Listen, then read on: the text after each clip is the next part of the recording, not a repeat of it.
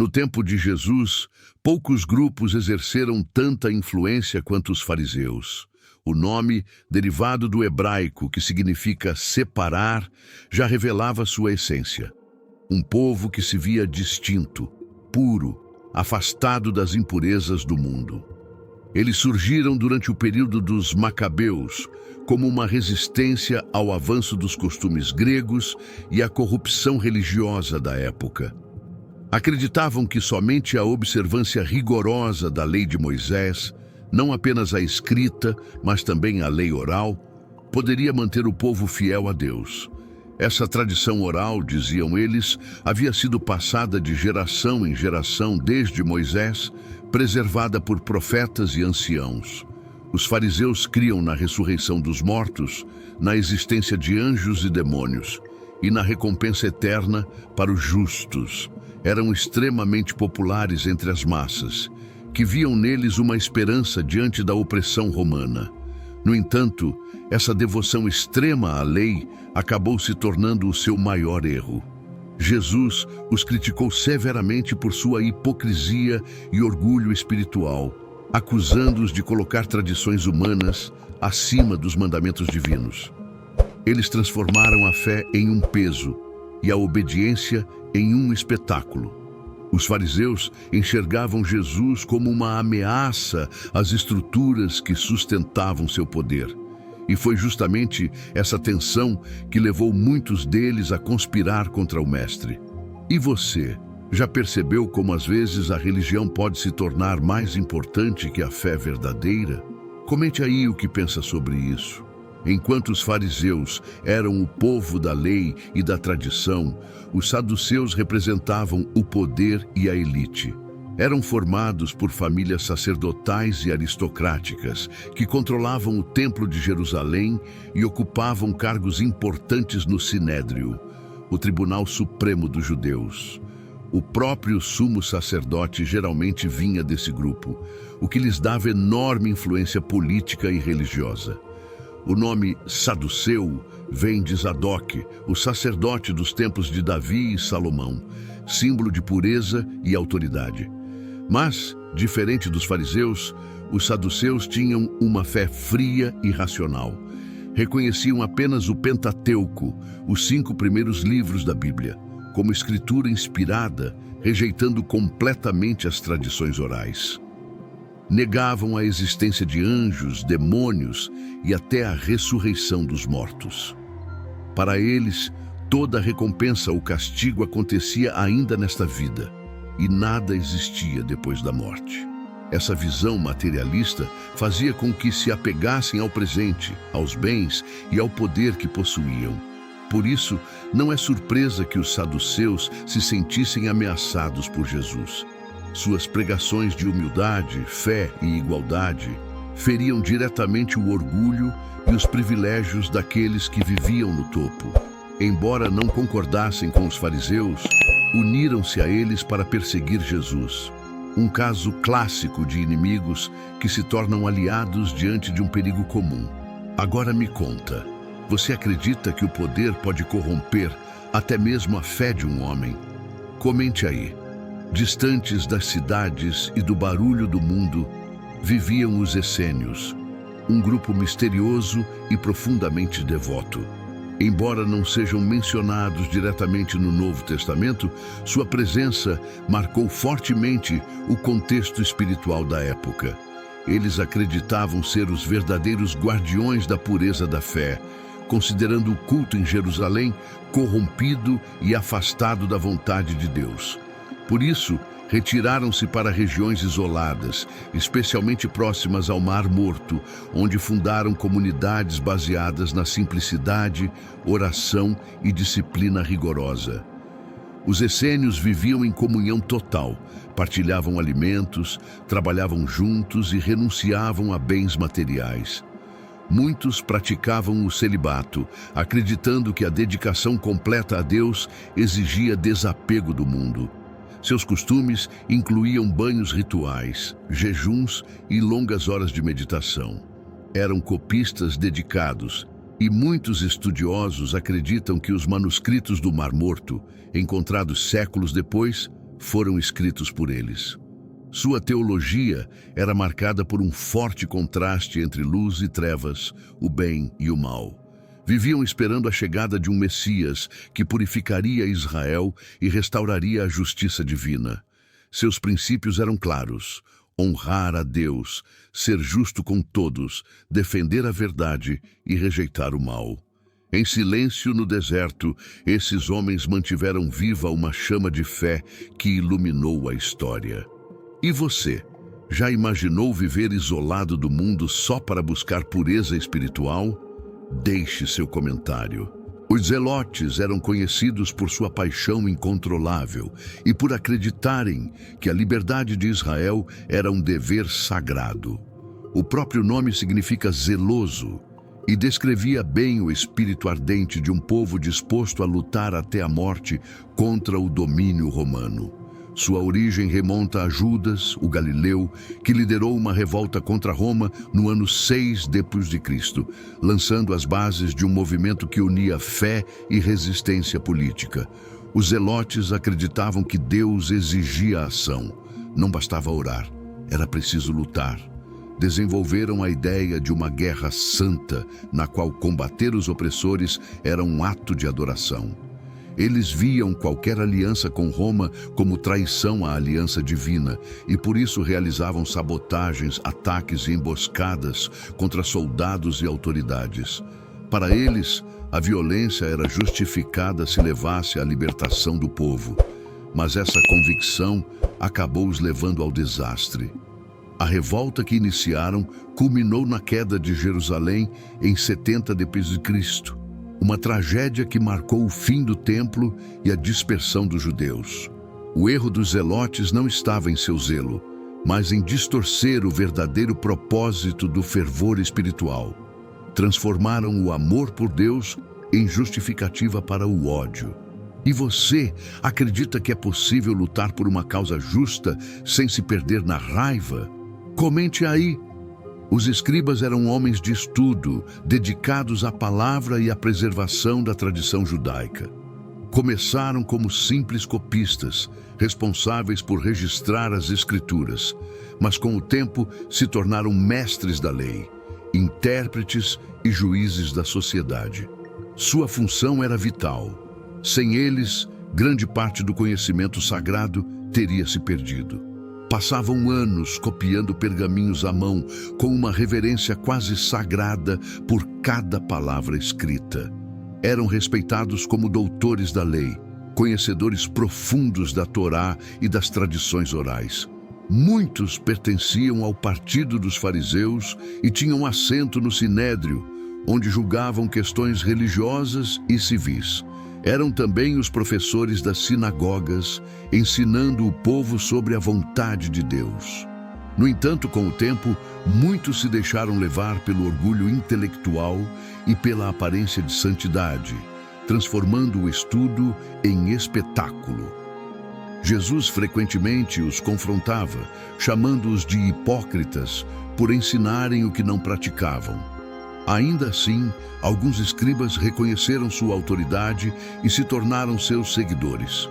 Após a destruição de Jerusalém, foram justamente os escribas que ajudaram a manter viva a fé judaica, preservando as escrituras e garantindo a continuidade da tradição. E você, acredita que o conhecimento deve servir à fé ou que a fé deve guiar o conhecimento? Comente aí. Os publicanos eram os cobradores de impostos do Império Romano, figuras odiadas e desprezadas pelo povo judeu. Considerados traidores da pátria, trabalhavam para Roma, arrecadando tributos e taxas, muitas vezes de maneira injusta. O sistema era corrupto. Quem comprava o direito de coletar impostos pagava um valor fixo aos romanos e, para lucrar, cobrava do povo quantias abusivas. Isso fez com que os publicanos fossem vistos como gananciosos e desonestos, exploradores dos seus próprios irmãos. Eles ocupavam postos em pedágios, portos e estradas, cobrando taxas sobre mercadorias e viajantes. A maioria era composta por coletores locais subordinados a empresários mais ricos, que negociavam diretamente com as autoridades romanas. Socialmente, eram excluídos das sinagogas, rejeitados nas ruas e tratados como impuros. Para muitos judeus, sentar-se à mesa com um publicano era algo vergonhoso, mas Jesus fez o impensável. Ele comeu com publicanos, os acolheu e até escolheu um deles, Mateus, como discípulo. Suas atitudes chocaram os religiosos da época, pois mostravam que o amor de Deus não estava limitado aos puros e aos justos. Jesus enxergou neles não a corrupção, mas a possibilidade de redenção. Assim, transformou rejeitados em exemplos de fé e misericórdia. E você acredita que pessoas consideradas perdidas ainda podem ser transformadas por um ato de amor verdadeiro? Comente aí. Os herodianos não eram exatamente um grupo religioso, mas sim um movimento político, aliado da dinastia de Herodes e, por consequência, do Império Romano. Eram os defensores da aliança entre o governo judeu e Roma, acreditando que a estabilidade e a prosperidade de Israel dependiam da submissão ao poder imperial. Para eles, o apoio a Herodes garantia ordem, progresso e segurança, mesmo que isso custasse a independência espiritual do povo. Eram compostos principalmente por membros da elite urbana, comerciantes ricos e funcionários administrativos, que se beneficiavam do sistema romano. Enquanto os fariseus esperavam o Messias e os zelotes lutavam por liberdade, os herodianos preferiam a política do conforto, negociando com o inimigo. Sua lealdade estava mais ligada ao lucro e à conveniência do que à fé. Nos evangelhos, os herodianos aparecem como opositores diretos de Jesus, especialmente quando se unem aos fariseus para tentar incriminá-lo diante das autoridades romanas. Foi em uma dessas armadilhas que Jesus respondeu com sabedoria: "Dai a César o que é de César e a Deus o que é de Deus." Essa frase ecoa até hoje, lembrando que a verdadeira autoridade não está no trono dos homens, mas no reino de Deus. E você, até que ponto acha que a fé deve se misturar com a política? Deixe sua opinião aí nos comentários. Os samaritanos formavam um povo de origem mista, nascido da fusão entre israelitas e estrangeiros, trazidos pelos assírios após a queda do Reino do Norte.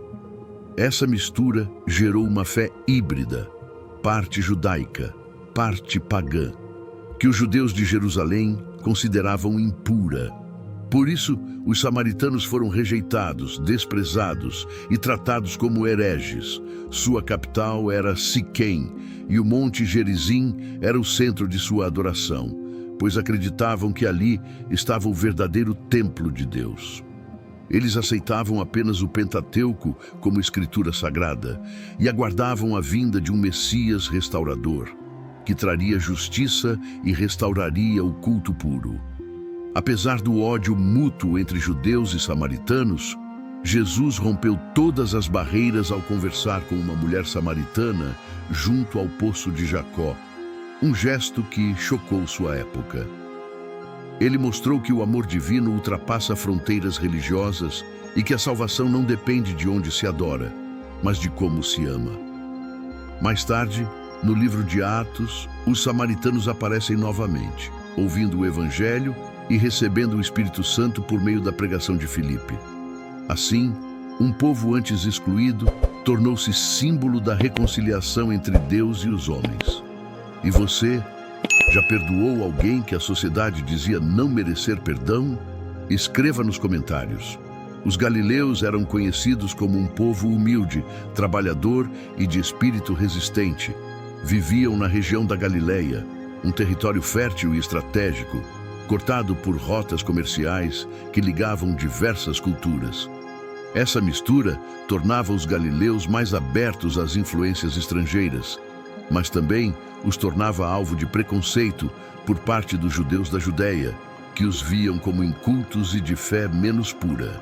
Mesmo assim, sua coragem e determinação marcaram profundamente a história do cristianismo. A Galileia era uma terra de pescadores, agricultores e artesãos. O sotaque dos galileus era facilmente reconhecido, o que os diferenciava em qualquer lugar. No entanto, foi dessa terra simples que Jesus e a maioria dos seus discípulos surgiram. A fé para os galileus não era feita de títulos ou posições, mas de vivência, de trabalho, suor e esperança. Durante o Pentecostes, o mundo se surpreendeu ao ver galileus falarem em diversas línguas, proclamando o Evangelho. Aquele povo, antes desprezado, se tornava agora a voz da salvação. É a prova de que Deus escolhe o improvável para realizar o impossível. E você, acredita que Deus ainda usa pessoas simples para transformar o mundo? Escreve aí nos comentários. Os gentios eram todos aqueles que não faziam parte do povo judeu, ou seja, a imensa maioria da humanidade na época. Reuniam povos de diversas línguas, costumes e crenças. Dentro do vasto Império Romano, conviviam gregos, egípcios, romanos, sírios, árabes e muitos outros, cada um com seus deuses e tradições. Para os judeus, o termo gentio não era apenas étnico, mas espiritual.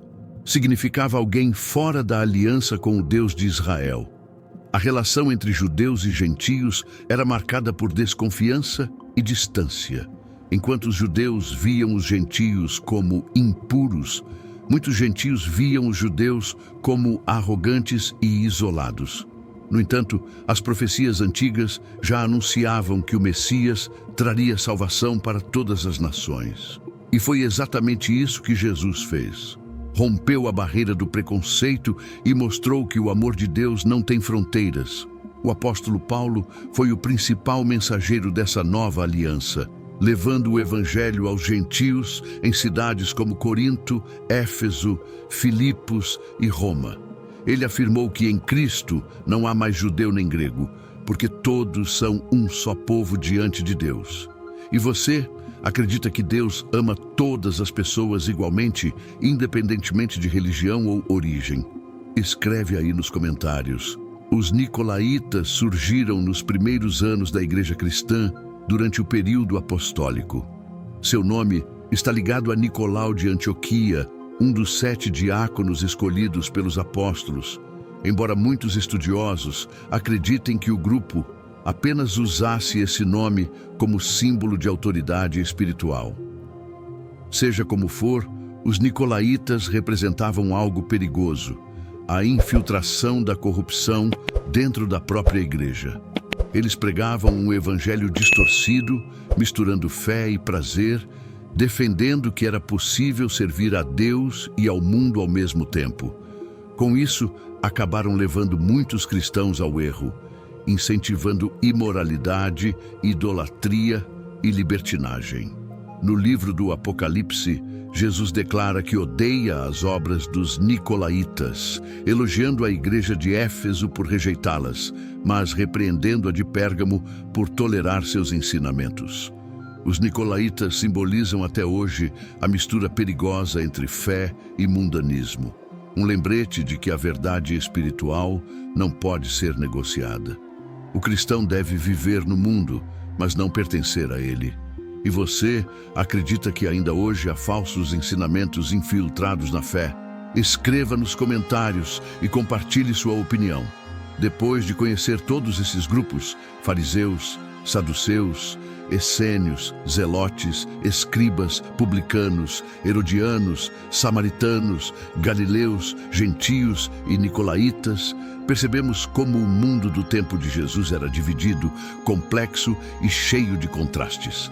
Havia os que buscavam poder, os que se apegavam à lei, os que fugiam para o deserto e até os que acreditavam servir a Deus enquanto viviam em erro.